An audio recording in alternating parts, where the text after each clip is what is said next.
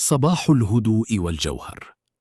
تخيل أن دماغك منذ سنوات يتدرب دون أن تختار ذلك على مسار واحد فقط: القلق. كل مرة قلقت، كل مرة توقعت الأسوأ، كل مرة عشت سيناريوهات لم تحدث بعد، كنت دون أن تدري تحفر هذا المسار في دماغك أعمق وأعمق، حتى أصبح الطريق الافتراضي الذي يسلكه عقلك تلقائياً. هذه ليست استعارة، هذه حقيقة علمية. الدكتورة جولي سميث، المعالجة النفسية الإكلينيكية، تكشف في كتابها أن القلق ليس عيباً في شخصيتك، وليس ضعفاً يجب أن تخجل منه، بل هو نمط متعلم في دماغك، وما تعلمه الدماغ يمكن إعادة تعلمه من جديد. والسؤال الذي يطرح هذا الفيديو ليس كيف أتجنب القلق، لأن هذا مستحيل وغير صحي أصلاً. السؤال الحقيقي هو: كيف أعيد برمجة دماغي خطوة بخطوة حتى يتوقف عن اختيار القلق كأول استجابة لكل شيء؟ في الدقائق القادمة ستتعلم الآلية العلمية الدقيقة لكيف يصنع الدماغ القلق، ولماذا تفشل أغلب النصائح الشائعة في علاجه، والأهم، خطوات عملية حقيقية مبنية على أساس علمي لإعادة بناء علاقتك مع عقلك القلق. هذا الفيديو قد يكون بداية تحول حقيقي في حياتك. هيا نبدأ. الفصل الأول: مصنع القلق. كيف يصنع الدماغ القلق كاستجابة بقاء؟ لنبدأ بسؤال قد يبدو غريباً: لماذا أصلاً يخترع دماغك القلق؟ هل هو عيب في تصميمه، أم أن له وظيفة حقيقية لم نفهمها بعد؟ الجواب العلمي قد يفاجئك. القلق ليس عطلاً في دماغك، بل نظام إنذار صمم في الأصل لحمايتك. في أعماق دماغك توجد منطقة صغيرة تسمى اللوزة الدماغية. مهمتها الوحيدة مسح البيئة من حولك باستمرار، بحثاً عن أي تهديد محتمل. هذا النظام موروث من أسلافنا القدامى، حين كان الخطر حقيقياً وفورياً: حيوان مفترس، عدو يقترب، خطر يهدد البقاء. في تلك اللحظات كان القلق منقذاً للحياة. كان يطلق هرمونات فورية، الأدرينالين والكورتيزول، تسرع نبضك وتشد عضلاتك وتجهزك للهرب أو المواجهة في أجزاء من الثانية. المشكلة أن هذا النظام، رغم تطوره منذ آلاف السنين، لا يزال يعمل بنفس الطريقة اليوم، لكن التهديدات تغيرت تماماً. اليوم لا نهرب من حيوانات مفترسة، نقلق من رسالة لم يرد عليها أحد، من اجتماع عمل، من رأي الناس فينا، من مستقبل لم يأتي بعد. لكن دماغك الذي لا يفرق بين خطر حقيقي وخطر متخيل يستجيب بنفس الشدة بالضبط. هذا يعني أن جسمك يدخل في حالة إنذار قصوى، نفس الحالة التي كانت تحميك من نمر مفترس، لمجرد أنك تتخيل سيناريو سيئاً لم يحدث بعد. والمفارقة الأعمق هنا: اللوزة الدماغية لا تنتظر تأكيداً منطقياً قبل أن تتفاعل، هي تستجيب أولاً وتطرح الأسئلة لاحقاً. هذا يفسر لماذا تشعر أحياناً بالقلق قبل أن يعي عقلك الواعي حتى ما الذي أثاره. الدكتورة جولي سميث تشرح أن هذا بالضبط ما يجعل القلق صعب الإيقاف بالإرادة وحدها، لأنه لا يبدأ في الجزء المنطقي من دماغك، بل في الجزء الأقدم والأسرع الذي تطور قبل أن يكون لدينا لغة أو منطق أصلاً. فإذا كنت تشعر أحياناً أنك تعرف أن قلقك غير منطقي لكنك لا تستطيع إيقافه، هذا ليس ضعفاً في شخصيتك، هذا ببساطة لأن جزءاً قديماً جداً من دماغك يتحدث بصوت أعلى من منطقك الواعي. والخبر المهم هنا: بما أن هذا النظام قابل للتفعيل بشكل متكرر، فهو أيضاً قابل لإعادة التدريب. الدماغ الذي تعلم القلق يمكنه أن يتعلم استجابة مختلفة. لكن قبل أن نصل لكيفية إعادة هذا التدريب، يجب أن نفهم أولاً لماذا تفشل أغلب النصائح الشائعة التي نسمعها. وهذا بالضبط ما سنكتشفه في الفصل القادم. الفصل الثاني: لماذا تفشل النصائح الشائعة؟ مفارقة قمع الفكرة. كم مرة سمعت هذه الجملة من شخص يحاول مساعدتك بصدق؟ لا تفكر في الأمر، فقط انساه. أو كن إيجابياً، فقط فكر بأشياء جميلة. هذه النصائح تأتي من نية طيبة، لكنها علمياً من أسوأ ما يمكن أن تفعله مع عقل قلق. ولفهم السبب، دعني أشاركك تجربة بسيطة جداً طلبها عالم النفس دانييل فيغنر من المشاركين في إحدى أشهر التجارب النفسية. طلبوا منهم شيئاً واحداً فقط: لا تفكروا في فيل أبيض. النتيجة: كل من حاول تطبيق هذه التعليمة وجد فيلاً أبيضاً يظهر في ذهنه بشكل متكرر أقوى من أي وقت مضى. هذه الظاهرة تسمى مفارقة قمع الفكرة، وهي تكشف حقيقة غريبة عن دماغنا. كلما حاولت بقوة ألا تفكر في شيء، زاد حضوره في ذهنك. والسبب علمي ومنطقي تماماً. لكي يستطيع دماغك تجنب فكرة معينة، يحتاج أولاً أن يتحقق باستمرار من أنك لا تفكر فيها، وهذا التحقق المستمر بحد ذاته يبقي الفكرة حاضرة وفعالة.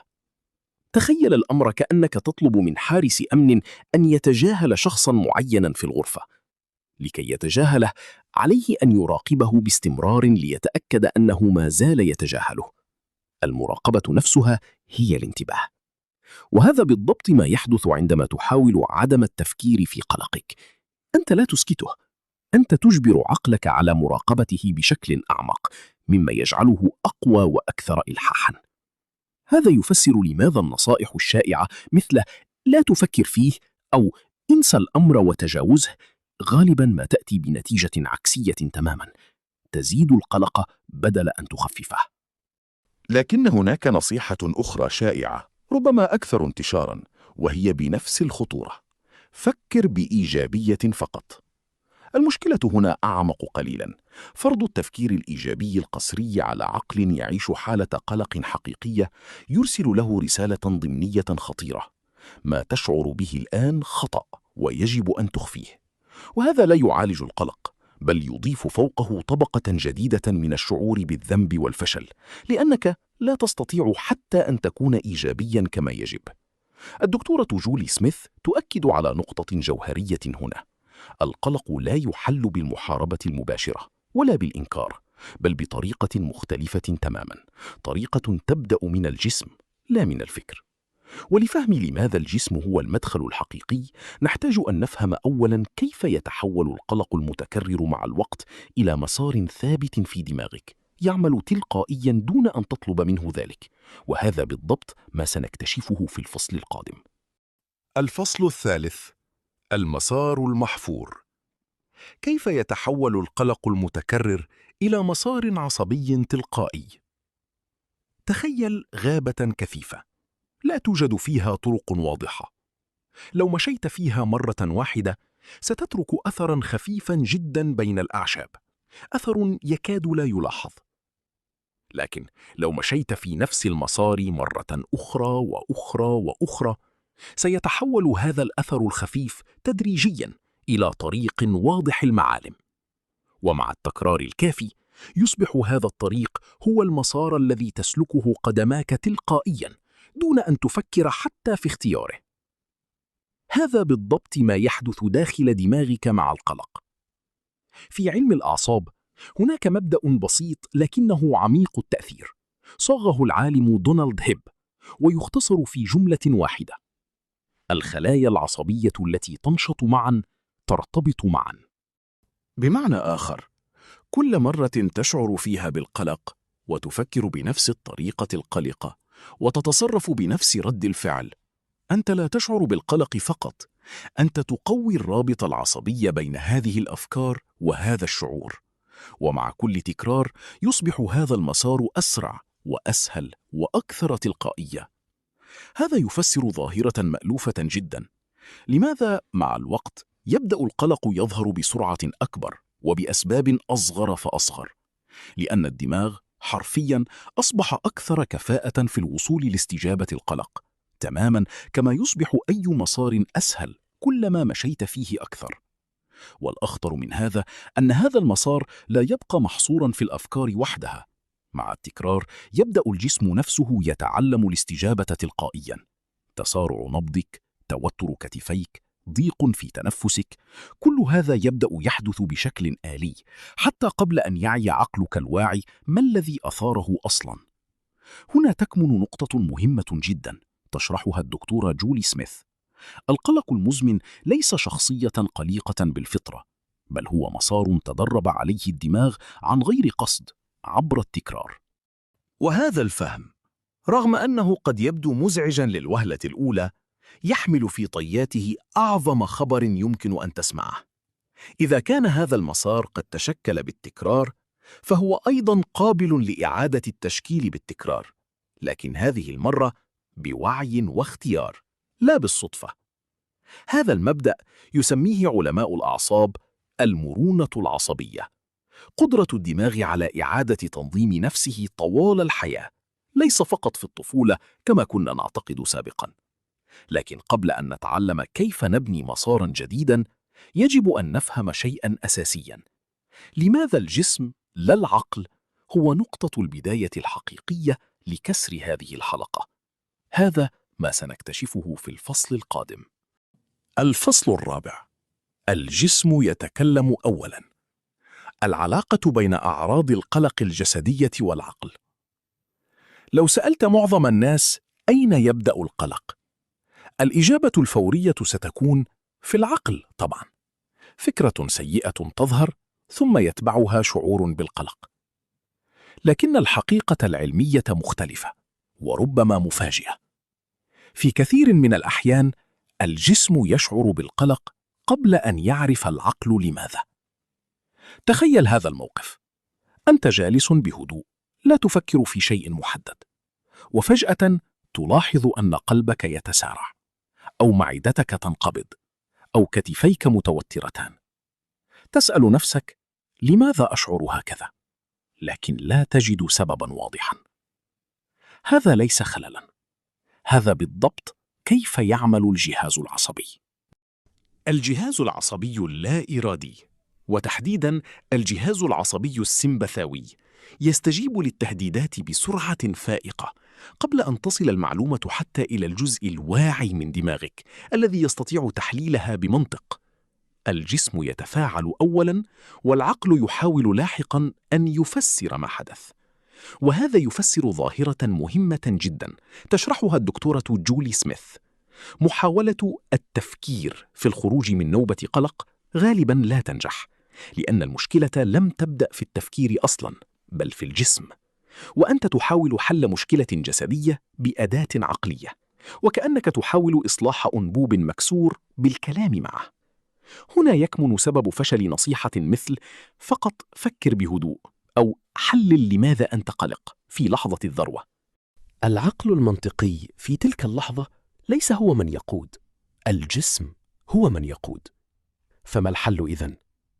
الدكتورة سميث تقدم مبدأ جوهريا يقلب الترتيب المعتاد الذي تعلمناه طوال حياتنا. بدل أن تحاول تهدئة الجسم عبر تهدئة العقل أولا، اعكس الاتجاه. هدئ الجسم أولا، وسيتبعه العقل تلقائيا. والأداة الأقوى والأسرع للوصول إلى الجسم مباشرة، والتي تثبتها عشرات الدراسات العلمية، هي شيء نقوم به طوال حياتنا دون انتباه: التنفس. التنفس هو الجسر الوحيد تقريباً بين ما هو إرادي وما هو لا إرادي في جسمك. لا تستطيع أن تأمر قلبك بالتباطؤ مباشرة، ولا تأمر معدتك بالاسترخاء، لكنك تستطيع أن تتحكم في تنفسك بشكل مباشر وفوري. وعندما تغير نمط تنفسك، أنت ترسل إشارة مباشرة للجهاز العصبي بأن الخطر قد زال.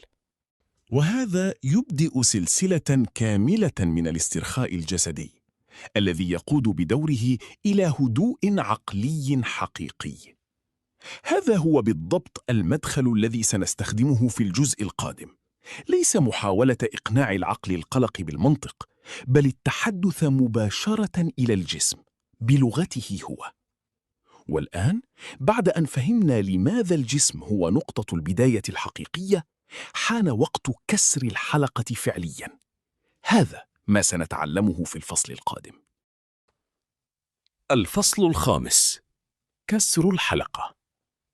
تقنية إعادة التهدئة الجسدية أولاً. الآن وصلنا للحظة التطبيق الأولى، حيث ننتقل من الفهم النظري إلى أداة فعلية تستطيع استخدامها في المرة القادمة التي تشعر فيها بموجة قلق تتصاعد. تحدثنا في الفصل السابق أن التنفس هو الجسر المباشر بين الإرادي واللا إرادي في جسمك، والآن سنتعلم بالضبط كيف نستخدم هذا الجسر. الجهاز العصبي اللا إرادي ينقسم إلى قسمين متعاكسين: الجهاز السمبثاوي المسؤول عن استجابة الخطر، تسارع القلب، توتر العضلات، التنفس السريع الضحل، ومقابله الجهاز اللاسمبثاوي المسؤول عن استجابة الأمان، تباطؤ القلب، استرخاء العضلات، تنفس عميق وهادئ. المثير في الأمر أن هذين النظامين لا يستطيعان العمل بكامل قوتهما في نفس اللحظة، وهذا يعني أمراً عملياً بالغ الأهمية. إذا استطعت تفعيل نظام الأمان بشكل متعمد، فأنت تجبر نظام الخطر على التراجع تلقائياً. وأسرع طريقة علمية موثقة لتفعيل نظام الأمان هي تقنية تنفسية بسيطة تعرف بتقنية 4-7-8. تستنشق الهواء ببطء عبر الأنف لمدة 4 ثواني، تحبس النفس لمدة 7 ثواني، ثم تخرج الزفير ببطء شديد عبر الفم لمدة 8 ثواني. لماذا هذا النمط بالذات؟ لأن الزفير الطويل الأطول من الشهيق يرسل إشارة قوية ومباشرة للجهاز العصبي بأن الجسم في حالة أمان، لأنه ببساطة في حالة الخطر الحقيقي لا يستطيع الجسم أن يبطئ زفيره بهذا الشكل. هذا النمط نفسه هو دليل بيولوجي على الأمان. كرر هذه الدورة 3 إلى 4 مرات فقط، وستلاحظ تغيراً ملموساً. ليس لأن المشكلة التي أثارت القلق قد اختفت، بل لأن جسمك خرج من حالة التأهب القصوى، وهذا وحده يفتح مساحة لتفكير أكثر وضوحاً وهدوءاً. لكن هناك أداة ثانية بسيطة بنفس القدر تكمل التنفس: تسمية الإحساس الجسدي بدقة. بدل أن تقول لنفسك أنا قلق، توقف لحظة واسأل: أين بالضبط أشعر بهذا في جسمي؟ هل هو ضيق في الصدر، تشنج في المعدة، توتر في الكتفين؟ هذا التمرين البسيط يفعل شيئاً قوياً، ينقل انتباهك من دوامة الأفكار المجردة عن القلق إلى إحساس جسدي محدد وملموس، وهذا التحول وحده يقلل من حدة الاستجابة العاطفية، لأنك تتعامل مع شيء واضح لا مع ضباب من القلق العام. هذان التمرينان، التنفس 4-7-8 وتسمية الإحساس الجسدي، هما أول خطوتين لكسر حلقة القلق في لحظتها. لكن السؤال الأهم يبقى: كيف نتأكد أن هذه التهدئة لا تبقى مجرد إسعاف مؤقت، بل تتحول إلى تغيير حقيقي ودائم؟ هذا ما سنكتشفه في الفصل القادم. الفصل السادس: بناء المسار الجديد. كيف تكرر استجابة هادئة حتى تصبح هي التلقائية؟ تذكر المسار الذي تحدثنا عنه سابقاً، ذلك الطريق الذي حفره القلق في دماغك عبر التكرار حتى أصبح الاستجابة التلقائية الأولى لأي موقف. الآن نطرح السؤال الأهم: كيف نبني بجانب هذا المسار القديم طريقاً جديداً تماماً؟ الإجابة العلمية بسيطة في جوهرها، لكنها تحتاج صبراً. بنفس الآلية التي بني بها المسار القديم: التكرار. كل مرة تستخدم فيها تقنية التنفس 4-7-8 عندما تشعر بالقلق، بدل الاستسلام للدوامة المعتادة، أنت لا تهدئ نفسك في تلك اللحظة فقط، أنت ترسل إشارة لدماغك بأن هناك استجابة بديلة ممكنة. ومع كل تكرار يصبح هذا الطريق الجديد أكثر سهولة وأقصر وأقرب للتلقائية. هذا يعني أمراً مهماً يجب أن تتوقعه بواقعية. في المرات الأولى سيبدو الأمر صعباً ومجهداً، لأنك تسبح ضد التيار المعتاد لدماغك، لكن هذا ليس علامة فشل. هذا بالضبط كيف تبدو بداية أي مسار عصبي جديد. الدكتورة جولي سميث تشدد على نقطة جوهرية هنا. الهدف ليس أن تتوقف عن الشعور بالقلق نهائياً، هذا غير واقعي وحتى غير صحي. الهدف هو أن يصبح لديك خيار حقيقي في اللحظة التي يظهر فيها القلق، بدل أن تساق تلقائياً نحو نفس الاستجابة القديمة كل مرة. وهنا تكمن نقطة تطمين مهمة. لا تحتاج لانتظار اختفاء المسار القديم كلياً.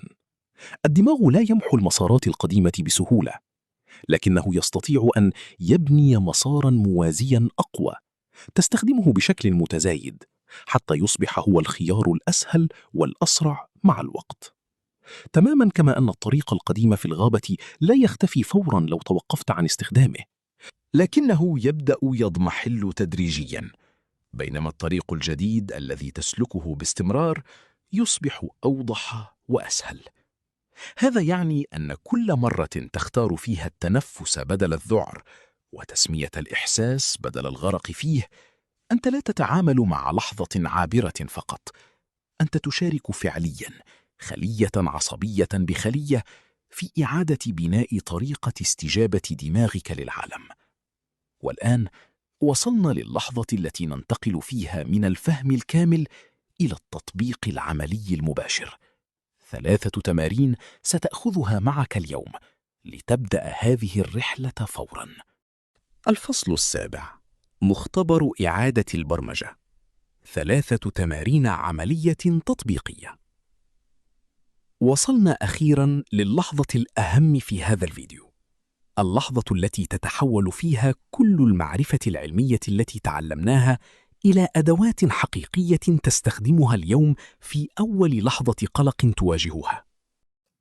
3 تمارين بسيطة بما يكفي لتطبيقها فوراً، لكنها مبنية على كل ما فهمناه عن الدماغ والجسم في هذا الفيديو. التمرين الأول: تنفس 4-7-8. في المرة القادمة التي تشعر فيها بموجة قلق تتصاعد، توقف وطبق هذا النمط. استنشق من الأنف لمدة 4 ثواني. احبس النفس لمدة 7 ثواني. أخرج الزفير ببطء من الفم لمدة 8 ثواني. كرر هذه الدورة 3 إلى 4 مرات. نصيحة عملية: لا تنتظر لحظة الأزمة لتجربه لأول مرة. مارسه الآن وأنت هادئ 2 يومياً، في الصباح وقبل النوم، حتى يصبح جسمك معتاداً عليه، فيكون جاهزاً وسريع الاستجابة عندما تحتاجه فعلاً في لحظة التوتر. التمرين الثاني: تسمية الإحساس الجسدي. في المرة القادمة التي تشعر فيها بقلق غامض، لا تكتفف بقول أنا قلق. توقف واسأل نفسك بدقة: أين بالضبط أشعر بهذا في جسمي؟ هل هو في الصدر؟ في المعدة؟ في الكتفين؟ في الحلق؟ ثم صف الإحساس بكلمة دقيقة: هل هو ضيق؟ تشنج؟ ثقل؟ ارتجاف؟ خذ معك دفتراً صغيراً واكتب لمدة أسبوع: متى شعرت بالقلق اليوم؟ وأين بالضبط شعرت به في جسمك؟ هذا التمرين يدرب عقلك تدريجياً على ربط القلق بإحساس محدد قابل للتعامل معه، بدل ضباب عاطفي مرهق وغامض. التمرين الثالث: جملة إعادة التوجيه الفورية. هذا التمرين يعمل في اللحظة بالذات حين تشعر بالقلق يتصاعد. بدل أن تستسلم للأفكار التلقائية مثل هذا فظيع أو لن أتحمل هذا، كرر لنفسك جملة بسيطة وواضحة: جسمي يستجيب لخطر متخيل. أنا الآن آمن وسأهدئ جسمي أولاً. هذه الجملة ليست مجرد كلمات تطمين عامة، هي تذكير مباشر بكل ما تعلمته في هذا الفيديو، أن ما تشعر به هو استجابة بيولوجية طبيعية وليس خطراً حقيقياً، وأن لديك الآن أداة فعلية لتغييره. كررها بهدوء مع تطبيق تنفس 4-7-8 في نفس الوقت، وستلاحظ كيف تبدأ حدة القلق بالتراجع تدريجياً. هذه التمارين الثلاثة: التنفس، تسمية الإحساس، وجملة إعادة التوجيه، ليست حلاً سحرياً فورياً ينهي القلق إلى الأبد، لكنها بداية حقيقية لمسار جديد تبنيه خطوة بخطوة، مرة بعد مرة، حتى يصبح هو الاستجابة الطبيعية الجديدة لدماغك. وهنا نصل إلى نهاية رحلتنا اليوم مع كتاب Why Has Nobody Told Me This Before للدكتورة جولي سميث.